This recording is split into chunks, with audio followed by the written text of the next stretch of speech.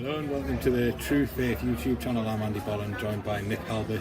Hello. On his True Faith YouTube debut and mine, so forgive us if we're a bit rusty on this.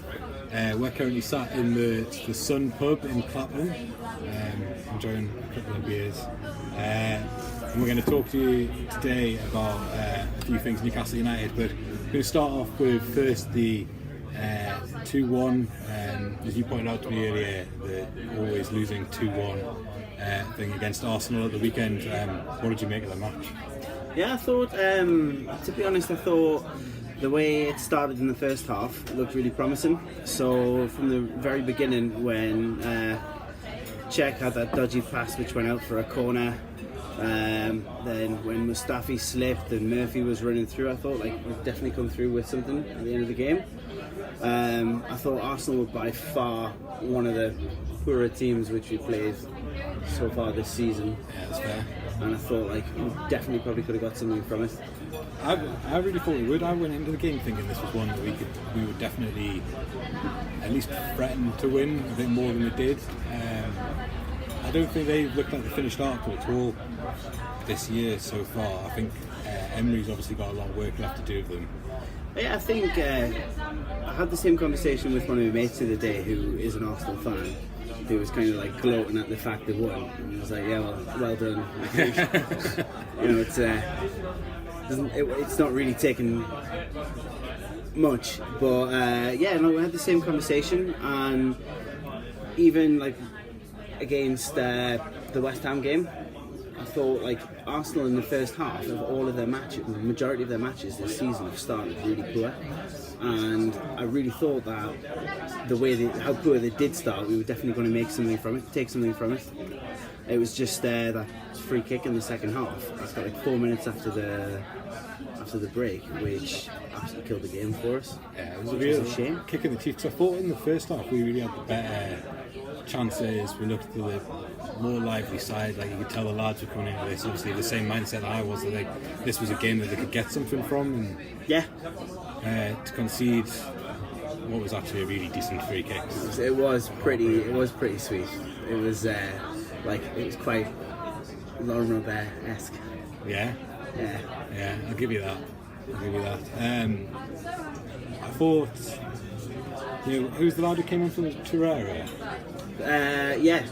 He looks like a really decent player, and he sort of changed the game a little bit for them. I think really started to change the way they played, gave them the confidence to go forward and fill our box with players. And when they came out in the second half,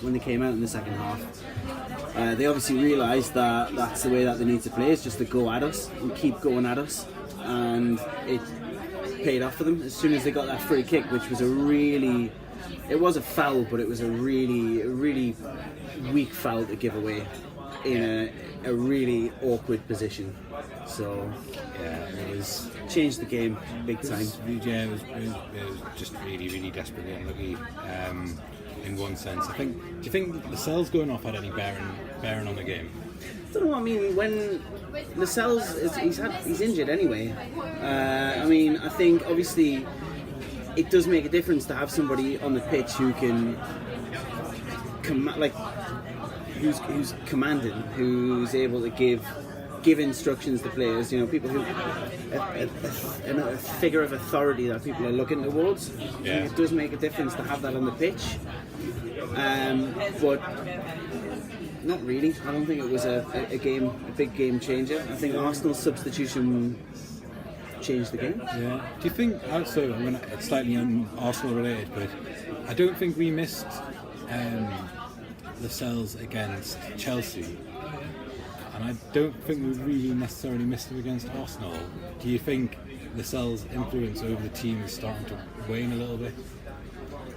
Do you think there's obviously the incident with Rafa allegedly that he's kicked off in training about where he's playing? The alleged reason why he didn't start against. Reporting Fernandez, obviously, he's looked like a good player. Clark's looked okay when he's played. Shear's probably been brought in off the back of Rafa rating him as well. Fernandez made Clark's goal, didn't he? Yeah. So he obviously played a big part at the weekend, but no, I don't really think so. I think it seems to happen. It happened with Lascelles even in the championship season. He kind of had a slight dip, and I know he's injured, so you can't really necessarily say this is a dip. But I don't think so. I don't think it's wearing off at all. I think when he's on the pitch and when he is playing, I think he plays a really instrumental part in how we play. Yeah. And I think he is somebody that players look towards because he's he is a young captain, and we have a young team. Youngest captain in the Premier League. I know. So I think because of that, I think other players do look at him as an authority figure, and I think they respect that as well. Yeah. So yeah. Fair enough. Well, have you got any more thoughts on the Arsenal game itself? No, I just think it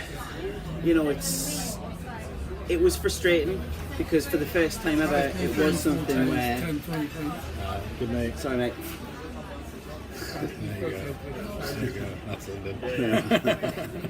Yeah, no, it was just frustrating. I think I really felt like we were going to take something from it, and I felt like it was, alongside Cardiff, a really obvious chance for points this season. Yeah. So it was just mostly disappointing. Yeah. But I think I'm looking forward to the weekend. Yeah, well, they've got an opportunity to turn around against Palace. I think Palace are probably going to look at this much the similar way that we are as well, mind. That Yeah. This is a very winnable game for them, and they've got no reason not to think that's the case. They've definitely got players that can hit us, and Wilfried Zaha, Townsend, as we know all about. So yeah, it's another tough game for us. Some Newcastle fans are probably thinking, this could be the turning point, and it could well be, but they're not. Yeah, I think it would be quite. I don't think that.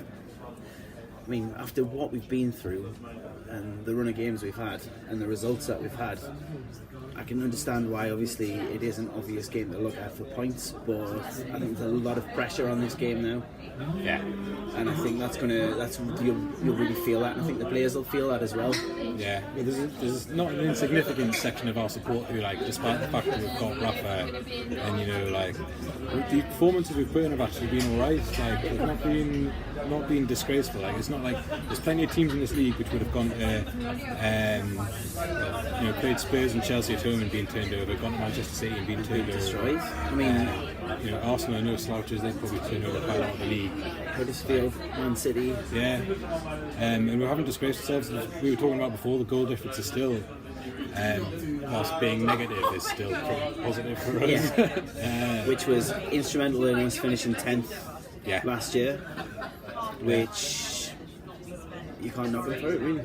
Yeah, well, we'll never be out of a game this season, as we said at the start, losing 2-1 all the time, against better teams than us. If we're 2-1 down against Crystal Palace the weekend, obviously I'd be good, but I still fancy to get back to 2-2 against a team like that rather than a team like Chelsea or Arsenal. So it's just a shame that we're not Wolves, because if we were Wolves... well, if we were Wolves, we would have spent 45 million or something, and we would have won all these games full of really good players. People, really pissed us off. I don't think we haven't spoken since then, but when we drew with Chelsea, I think the same weekend as Wolves drew with. So we lost to Chelsea. And we lost to Chelsea, and Wolves drew with City.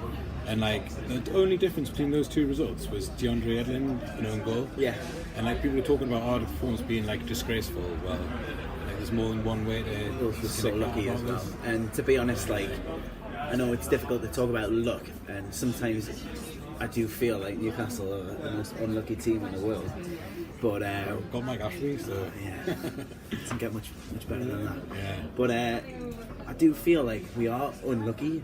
We are unlucky with games. I mean, Arsenal had 2 shots on target at the weekend. We had 2 shots on target at the weekend. Yeah. Joselu's chance was so close. Yeah. It really was. Yeah. And that was the difference. Yeah.